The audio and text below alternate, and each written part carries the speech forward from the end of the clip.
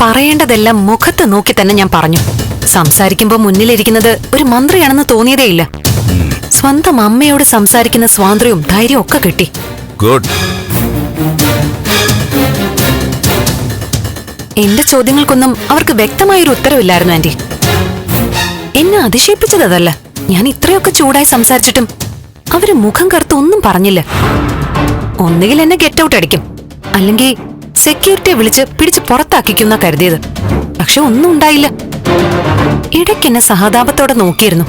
പിന്നെ കുറെ നേരം തളർന്നിരുന്നു. നമ്മൾ പാർട്ടിക്ക് പരാതി കൊടുക്കാതിരിക്കാനുള്ള ഓരോ അടവാ അത്. ദേവികയെ വിട്ടയച്ചത് മന്ത്രി പറഞ്ഞിട്ടാണെന്ന് അവര് സമ്മതിച്ചോ? ഇല്ല, അതൊന്നും സമ്മതിച്ചില്ല. പലതിനും ഉത്തരം തരാതെ ഒഴിഞ്ഞു മാറി. സോപ്പിടാനായിരിക്കും ഇടയ്ക്ക് മോളെ മോളെ എന്നൊക്കെ വിളിക്കുന്നുണ്ടായിരുന്നു.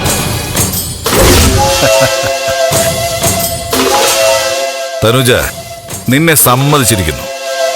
ഞാനോ ചേച്ചിയോ ആണ് പോയിരുന്നെങ്കിൽ ഇത്രയും ധൈര്യത്തോടെ മന്ത്രിയോട് സംസാരിക്കില്ലായിരുന്നു. ഞാനിനി ഇവിടുത്തെ ആളല്ലേ ചേട്ടാ. ഇവിടുത്തെ ഏത് കാര്യത്തിനും ഞാൻ തന്നെയായിരിക്കും മുന്നില്. ഇനിയും മന്ത്രിയുടെ ഭാഗത്തു നിന്ന് ചന്ദ്രോത്തുകാർക്ക് സഹായം ഉണ്ടാവോ? അത്ര തുറന്ന ഒരു സഹായം ഉണ്ടാവുമെന്ന് തോന്നുന്നില്ല. അങ്ങനെ ഒരു സാഹചര്യം വന്നാ അവരെന്നെ ഓർമ്മിക്കും. ദേവികയെ സഹായിച്ചത് എനിക്കും തീരെ ഇഷ്ടപ്പെട്ടിട്ടില്ലെന്ന് അവരറിയണം. വാ.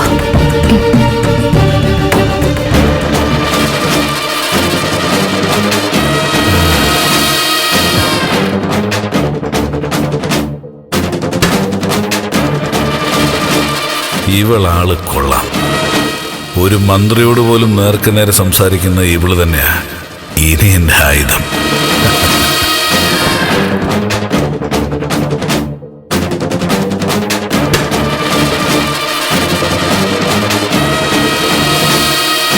കാര്യങ്ങളൊക്കെ അച്ഛനോട് പറയാൻ തന്നെ തീരുമാനിച്ചോ? അതെ മോളെ, അതിന് മറച്ചു വെക്കണ്ട. സിദ്ധു അറിയട്ടെ. അച്ഛന് വിഷമാവും. അച്ഛനൊരു വലിയ രഹസ്യമായി സൂക്ഷിച്ചത് മന്ത്രിയോട് തുറന്നു പറഞ്ഞു എന്നറിഞ്ഞ. ഞാൻ പറഞ്ഞില്ലേ മോളെ, എനിക്കിപ്പോ പ്രധാനം എന്റെ ഈ വീടാ. വീട് കൈവിട്ടു പോവാ. നിങ്ങളെ പക്ഷെ കൈവിട്ടു കൊടുക്കാൻ പറ്റില്ല. സിദ്ധുവിനെ കാണാനുള്ള അനുവാദം ബുധനാഴ്ചയിൽ മാത്രമാണല്ലോ. അല്ലെങ്കിൽ നേരത്തെ തന്നെ ഞാനിത് പറഞ്ഞേനെ. ജപ്തി നോട്ടീസ് ഒട്ടിച്ചതുൾപ്പെടെ പല കാര്യങ്ങളും അച്ഛൻ ചിലപ്പോ നേരത്തെ അറിഞ്ഞിട്ടുണ്ടാവും അല്ലേ അമ്മേ? ഒന്നും അറിയില്ല മോളെ. സിദ്ധുവിന്റെ മനസ്സ് എങ്ങനെയാണെന്ന് തന്നെ അറിയാൻ വയ്യ. ആത്മവിശ്വാസം കൈവിട്ടു തുടങ്ങിയോ അതോ ധൈര്യത്തോടെ തന്നെ നിൽക്കുന്നുണ്ടോ ഒന്നും അറിയാൻ വയ്യ. പക്ഷെ എന്തായാലും ശരി, സിദ്ധുവിനെ പുറത്തു കൊണ്ടുവരിക തന്നെ ചെയ്യും.